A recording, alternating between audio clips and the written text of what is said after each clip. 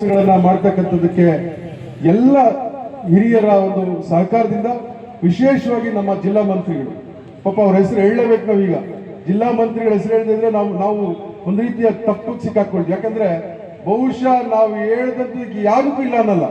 ನಂಜೇಗೌಡನ ಕೊತ್ತೂರು ಮಂಜು ಸಾಹೇಬ್ರಿಗೆ ಗೊತ್ತಿದೆ ಅದು. ನಾವು ಇವತ್ತು ಜಿಲ್ಲಾ ಮಂತ್ರಿಗಳಿಗೆ ಬೇಡಿಕೆ ಇಟ್ವಿ, ಸಿದ್ದರಾಮಯ್ಯನವರು ಇಲ್ಲಿ ಚುನಾವಣೆಗೆ ನಿಲ್ಬೇಕು ಅಂತ ಬಂದಾಗ 100 ಎಕರೆ APMC ಕೊಡ್ತೀವಿ ಅಂತ ಆಶ್ವಾಸನೆ ಕೊಟ್ಟು ಹೋಗಿದ್ದಾರೆ. ಈಗ ನಾವು ಯಾವುದೇ ಗ್ರಾಮಕ್ಕೆ ಹೋದ್ರೂ ಕೂಡ ನಮ್ಮ ರೈತರು ಕೇಳ್ತಕ್ಕಂಥದ್ದು APMCಗೆ ಏನ್ ಮಾಡಿದ್ರಿ, APMCಗೆ ಏನ್ ಮಾಡಿದ್ರಿ ಅಂತ. ಇಮಿಡಿಯೇಟ್ ಆಗಿ DC ಅವರು ಡೈರೆಕ್ಷನ್ಸ್ ಕೊಟ್ಟರು. ಇಲ್ಲ ಸರ್, ಇದನ್ನ ಆಗ್ಲೇಬೇಕು, ಶಾಸಕರು ನಿಮಗೆ ಮಾಹಿತಿ ಕೊಡ್ತಾರೆ, ಎಲ್ಲಿ ಜಾಗ ಇದೆ ಏನಿದೆ ಅಂತ ಎಲ್ಲ ಮಾಹಿತಿ ಅವ್ರು ಕೊಡ್ತಾರೆ, ಮಾಡಬೇಕು ಅಂದ್ರೆ. ಈಗಾಗಲೇ 60 ಎಕರೆ 33 ಗುಂಟೆ APMCಗೆ ಮಂಜೂರಾತಿ ಮಾಡೋದಕ್ಕೆ ಸರ್ಕಾರಕ್ಕೆ ಪ್ರಸ್ತಾವನೆ ಹೋಗಿದೆ.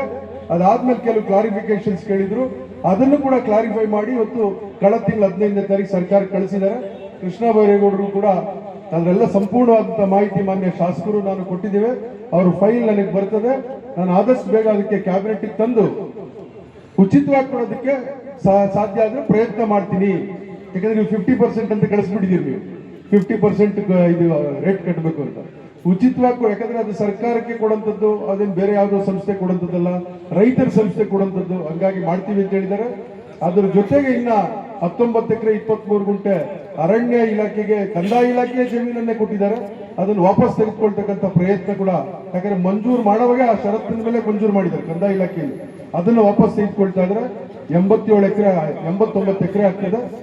89 ಎಕರೆ 60 + 20 80 ಎಕರೆ ಆಗ್ತದೆ.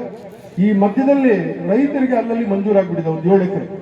ಅದನ್ನು ಕೂಡ ಇವತ್ತು ಅಕ್ವೈರ್ ಮಾಡೋದಕ್ಕೆ DC ಅವರಿಗಾಗಲೇ ಅವರು ಅಧಿಕಾರಿಗಳಿಗೆ ಸೂಚಿಸಿದ್ದಾರೆ, ತಹಸೀಲ್ದಾರ್ ಅವ್ರಿಗೆ, AC ಅವರಿಗೆ.